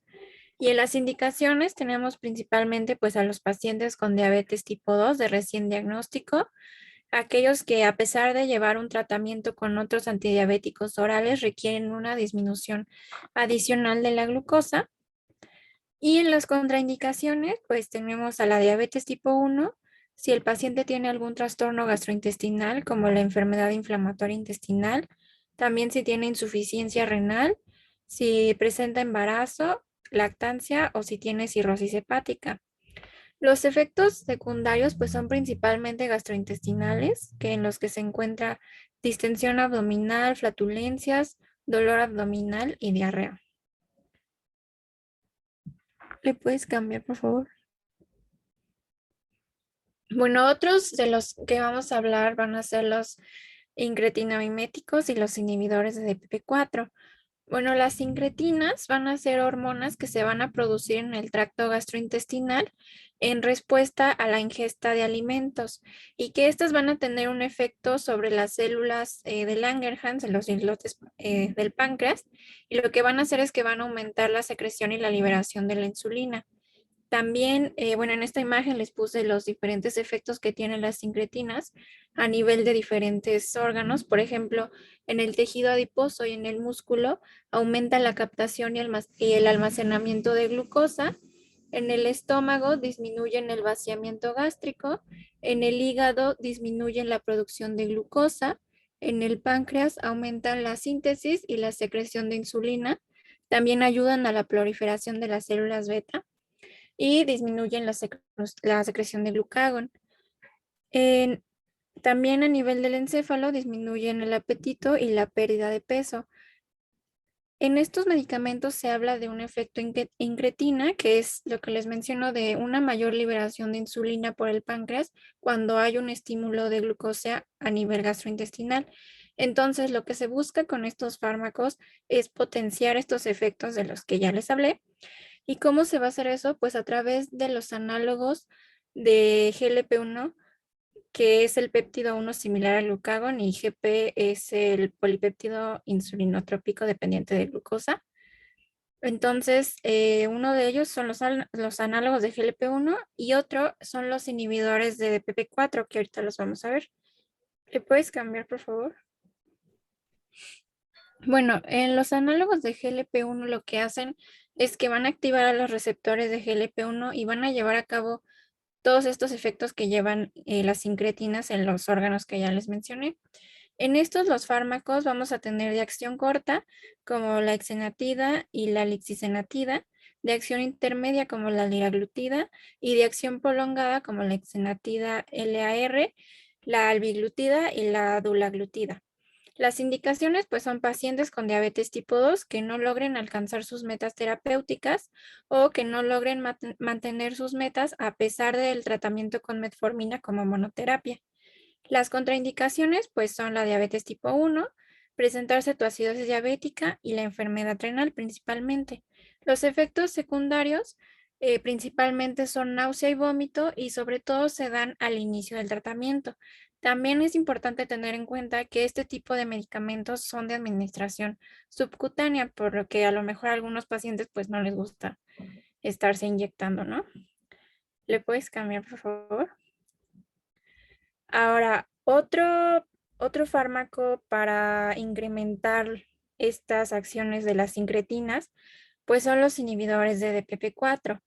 La DPP4 es una enzima que inactiva las incretinas, entonces disminuye los efectos que tienen en los órganos que ya les mencioné. Entonces, lo que se busca con estos fármacos es inhibir a esta enzima para aumentar así las concentraciones postprandiales de incretinas, lo que va a ayudar pues a aumentar el efecto de manera indirecta el efecto de las incretinas. Entre los fármacos que tenemos aquí, pues tenemos a la sitagliptina, la saxagliptina, linagliptina, alogliptina y vildagliptina. Las indicaciones, pues otra vez, pacientes con diabetes tipo 2 que no alcanzan sus metas terapéuticas o no las pueden mantener a pesar de una terapia con metformina y con cambios en el estilo de vida. Las contraindicaciones, pues principalmente es hipersensibilidad, enfermedad renal e insuficiencia hepática aguda. Los efectos secundarios van a ser principalmente hipoglucemia, especialmente cuando se dan en conjunto en terapia con sulfonilureas. También la rinofaringitis, infecciones del tracto respiratorio superior y también del tracto urinario. También cefaleas, reacciones dermatológicas, lumbalgia, artralgias, leucocitosis, dislipidemia e hiperuricemia. ¿Le puedes cambiar, por favor? ¿Hay alguna que utilicemos más en la función renal que está ya deprimida?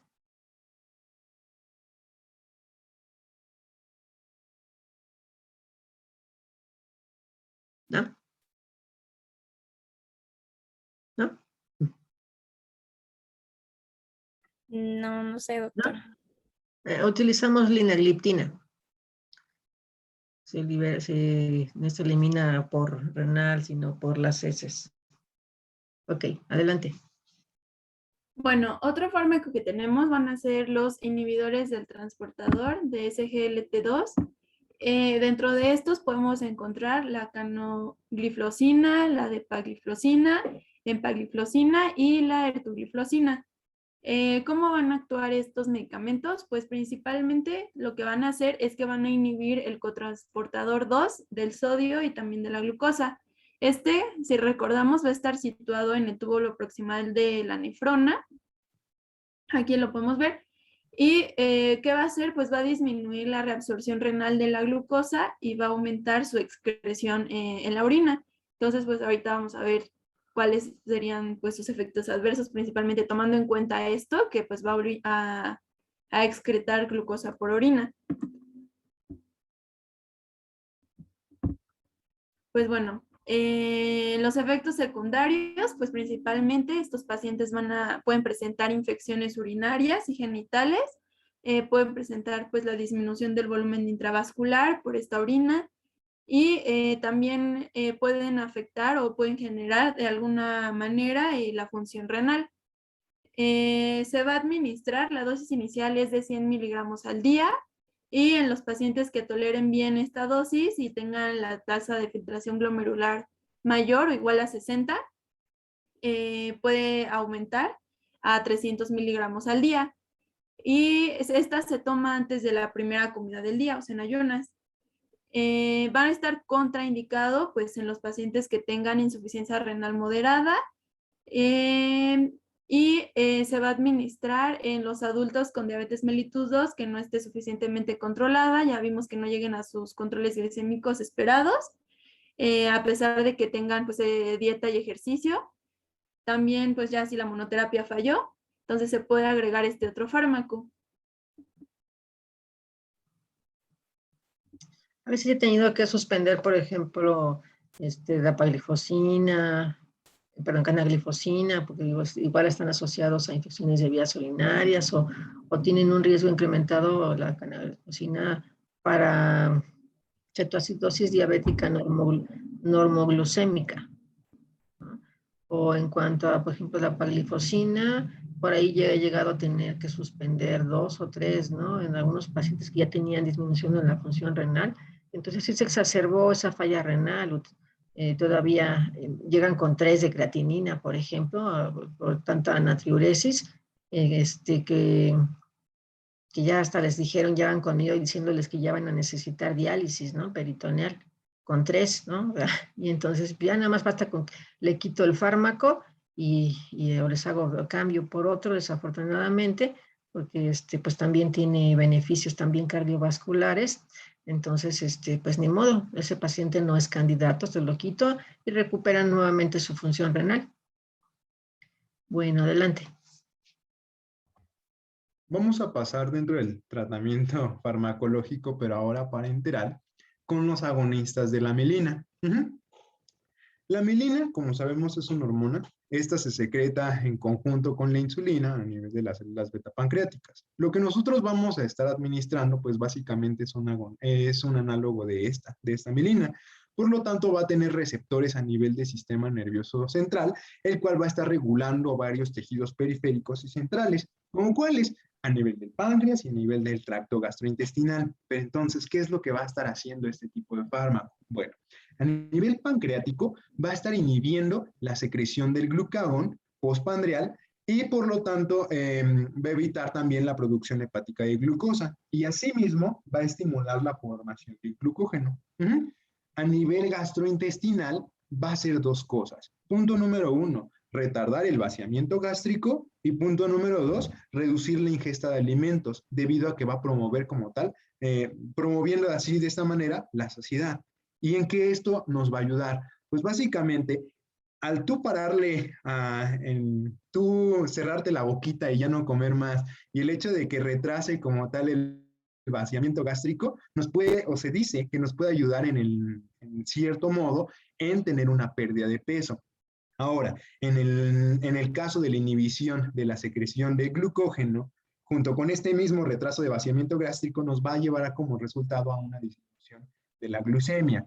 Pero hay que tener algo bien importante, hay que tener algo muy en cuenta, y es que este tipo de fármaco no va a potenciar la secreción de la insulina y por sí solo, en la administración de este fármaco por sí solo, no debe de causar hipoglucemia, debido a que, como ya les comenté, pues va a hacer cosas muy, muy, muy diferentes. Ahora, vamos a ver que este tipo de medicamento entiendo que se suele administrar comúnmente en conjunto con la insulina. Cuando se llega a tener esta combinación o se usa junto con la insulinoterapia, la insulina se debe reducir a la mitad en cuestión de la dosis para evitar justamente una hipoglucemia. La siguiente, Cami, por favor. Ahora, ¿Qué fármacos vamos a tener? Solamente uno, que se le conoce como la pramlintida. Las indicaciones para este es en pacientes con diabetes mellitus, tanto de tipo 1 como de tipo 2, que estén utilizando insulina y que no se esté llegando como tal a un buen control glucémico, y a personas con diabetes mellitus y que tengan obesidad. Ahora, dentro de las contraindicaciones tenemos a la gastroparesia y hipersensibilidad al medicamento. Dentro de los efectos secundarios hay algo importante, debido a que, como vemos, puede causar cefalea, náuseas y vómitos.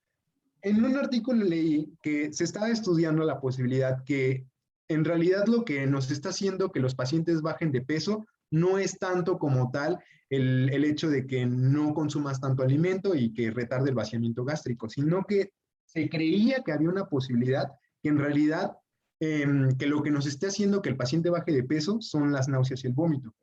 Eso aún se está como estudiando todavía. La siguiente, por favor. Las dosis. A ver. En pacientes con diabetes mellitus tipo 1 se recomienda una dosis de aproximadamente 2.5 unidades antes de cada comida, y en los pacientes con diabetes mellitus tipo 2 se recomienda 10 unidades de igual forma antes de cada comida. La siguiente, Carmen. Bueno, ahora vamos a hablar de en qué momento se administra insulina a los pacientes que tienen diabetes mellitus tipo 2. Entonces, pues aquí se va a administrar en aquellos pacientes que no logren las metas del control metabólico en un lapso de 3 meses, a pesar de que pues ya iniciaron con los hipoglucemiantes orales, ¿no? Además de que ya se utilizó el tratamiento en combinación con dosis máximas y no, pues el paciente sigue sin mejorar su control glicémico. También en aquellos pacientes que tengan episodios de descontrol agudo de la glucemia, esto se puede presentar en aquellos pacientes que estén hospitalizados, que tengan una enfermedad aguda, que hayan tenido alguna cirugía. También está indicado en aquellos pacientes que tengan contraindicaciones para tomar hipoglucemiantes orales, como los pacientes con insuficiencia renal crónica, acidosis láctica o insuficiencia hepática. Y bueno, también otro caso en el que se utiliza es en las pacientes diabéticas que se embarazan. Y bueno, vamos a ver cómo se administra. Entonces, bueno, en la guía de práctica clínica decía que se recomienda empezar con como insulina basal con la NPH, que, a ver, bueno, no sé si recuerden hace rato de qué duración tiene, o sea, de qué acción es prolongada, rápida, que les mencionamos. Ajá, si es prolongada. Y bueno, esta se va a administrar a la hora de acostarse, bueno, antes de que se acuesten los pacientes. La dosis inicial puede ser de 10 unidades al día, o pues podemos hacer esta operación que habíamos visto de 0.2 unidades por kilogramo de peso al día. De 0.1 a 0.2 me lo manejaba la ADA. Y también, pues ya vimos cómo se pueden ir incrementando estas dosis de 2 a 4 unidades. Cada vez que veamos que la glucemia del paciente pues no sea adecuada, podemos ir aumentando esas unidades. Y también en caso de que ya veamos que nuestro paciente tiene hipoglucemia, pues entonces vamos bajándola. También se recomienda, bueno, demostró el tipo de insulina glargina un menor riesgo para hipoglucemias, entonces también se menciona que esta se puede utilizar. Y también pues en aquellos pacientes, hay algunos pacientes que necesitan insulina con los alimentos. Para esto se recomienda la insulina regular, que va a ser de acción rápida, y pues se va a administrar de 15 a 30 minutos antes de los alimentos. Y también pues van a estar también con la insulina basal, que puede ser la NPH en la noche y en la mañana, porque ya vimos que su acción es de 12 horas. Ahora, ¿cuándo el paciente va a utilizar insulina desde el momento que hacemos el diagnóstico? Pues va a ser en aquellos pacientes que tengan que presenten sintomatología de hiperglucemia y también una glucemia basal mayor a 300 miligramos sobre decilitros. Entonces ahí ya directamente se va a tratar al paciente con insulina. Igual se va a iniciar con la insulina basal NPH Puede ser la dosis inicial de 10 unidades o de 0.2 por peso kilogramo día. Y ya también dependiendo cómo veamos, se puede administrar también con insulina regular entre las comidas, dependiendo cómo veamos a nuestro paciente. Y debemos seguir con el control glicémico, con la hemoglobina glucosilada para ver cómo va nuestro paciente. Listo, ya casi terminamos, chicos. Ya vamos por lo último, que es la terapia combinada, según la ADA y según la guía de práctica clínica. Vamos a ver qué nos dice la ADA. La siguiente, Cami, por favor.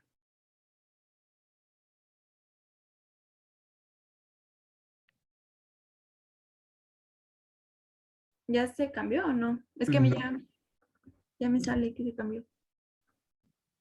Sí, ya. ¿Ya? Bien. Ok. Según la ADA, lo que nosotros tenemos que ver, lo primerito que nosotros tenemos que ver para la elección del tratamiento combinado son dos cosas fundamentalmente.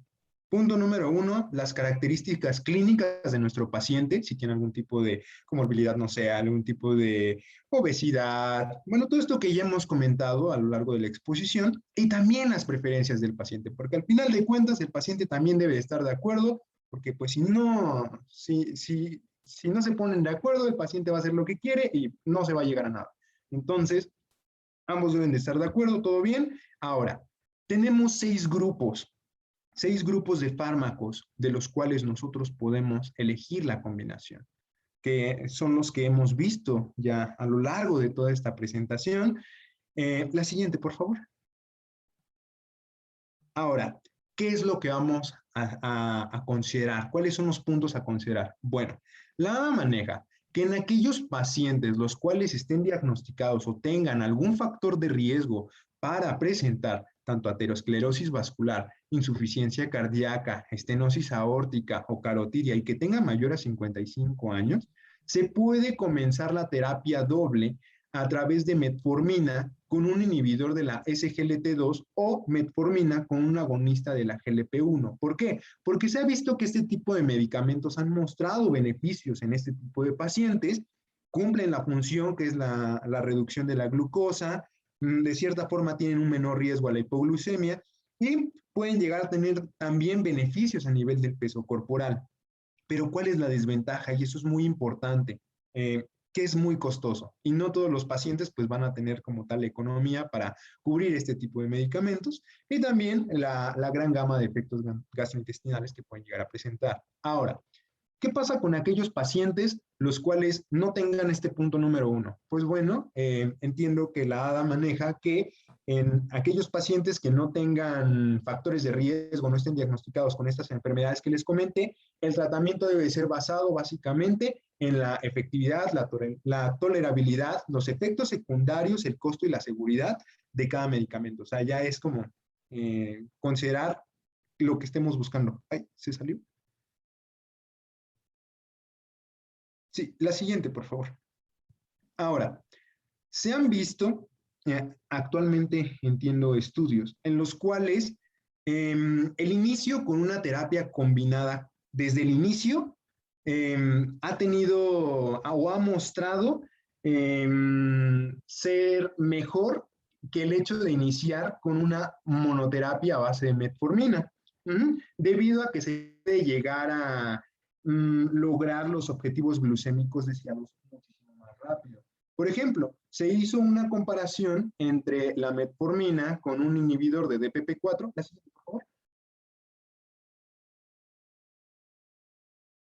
con un inhibidor de DPP4 y metformina sola, y pues bueno, se dieron cuenta de que esta combinación con este tipo de medicamentos era mejor, ¿no? Ahora, ¿en qué momento nosotros vamos a poder considerar el hecho de comenzar con una terapia doble? Pues cuando tengamos niveles de hemoglobina glucosilada por arriba de 1.5 o 2% por arriba de la meta. Ahora, la siguiente. ¿Qué es lo que nos dice la guía de práctica clínica del 2018? La siguiente, por favor. Bien. La guía de práctica clínica del 2018 nos dice, ok, tú tienes tus 6 grupos de fármacos.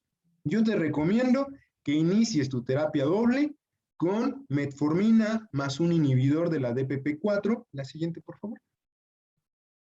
Debido a su riesgo-beneficio, ¿puedo iniciar con alguno de los otros 6 grupos? Sí, sí lo puedo hacer, pero en este caso no te lo recomienda tanto como terapia inicial. ¿Por qué? Por ejemplo, la metformina con las sulfonilureas no te las recomienda tanto como terapia inicial debido a su riesgo hipoglucemiante. En el caso de la metformina con las tiazolidinadiona, también no te lo recomienda tanto como terapia inicial debido a que comenta que puede llegar a haber mayor riesgo de fracturas, un aumento de peso, falla cardíaca, inclusive cáncer de vejiga. Pero bueno, eso es como algo curioso.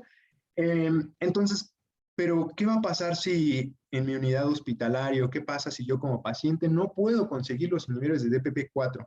¿Me voy a quedar sin tratamiento? Y la respuesta es no. La guía de práctica clínica nos maneja que cuando no tenemos inhibidores de DPP-4, podemos usar otros 2 medicamentos como segunda opción, a las sulfonilureas y a los inhibidores de la SGLT2. La siguiente. Bien, lo podemos usar como segunda terapia, pero me van a decir, es que me acabas de comentar que las sulfonilureas me pueden causar mayor riesgo de hipoglucemiante. Pues sí, efectivamente, pero si nosotros sabemos elegir el tipo de sulfo, pues esa probabilidad puede disminuir. ¿A qué me refiero? Por ejemplo, la glibenclamida, como les comenté hace rato, es uno de los fármacos que tiene mayor riesgo hipoglucemiante. Cuando nosotros comencemos con nuestra terapia inicial con metformina y una sulfonilurea, vamos a escoger una sulfo que tenga bajo riesgo de hipoglucemia, como lo es la glimepirida o la glicazida. Entonces, pues va a ser una metformina más esa sulfo que tenga bajo riesgo de hipoglucemia, y en el caso de la metformina, sí va a ser una metformina más un inhibidor de la SGLT2. La siguiente, por favor. Ok, ahora, ¿qué pasa si después de 3 meses, supongamos que llegamos a nuestros objetivos que nos planeamos, pero de repente el paciente otra vez comenzó a descompensar, sus valores de glucosa se empezaron a elevar y bueno, todo valió, ¿no? O supongamos que iniciamos con una terapia doble y en ningún momento llegamos a los objetivos glucémicos. Pues bueno, tenemos otra opción que es la triple terapia. ¿En qué consiste? Pues bien, la guía de práctica clínica nos maneja que podemos iniciar con una triple terapia como tercer fármaco con un agonista de la GLP-1, pero en pacientes que no hayan alcanzado las metas o que sí las hayan alcanzado, pero que hayan perdido la meta y que no tengan obesidad. La siguiente, por favor. Ok, ahora vamos a ver. ¿Podemos usar otra opción? Sí. Podemos usar como tercer fármaco también a la insulina basal. De igual manera, en pacientes que no hayan alcanzado las metas, que sí la hayan alcanzado, pero que la hayan perdido y que no tengan obesidad. Pero entonces, ¿qué va a pasar con los pacientes que sí tienen obesidad? La siguiente, por favor. En aquellos pacientes, lo que nosotros podemos hacer o lo que recomienda la guía de práctica clínica es el uso de esta triple terapia a través de metformina con un inhibidor de la SGLT2 y con un agonista de la GLP-1. ¿Para quiénes? Para aquellos pacientes que tengan diabetes tipo 2, que no hayan alcanzado las metas, que la hayan alcanzado pero que la hayan perdido, y en este caso, que sí tengan obesidad, que persistan con la misma, recomendablemente con un índice de masa corporal mayor a 30. Y pues eso sería todo de nuestra parte. No sé si tengan alguna duda.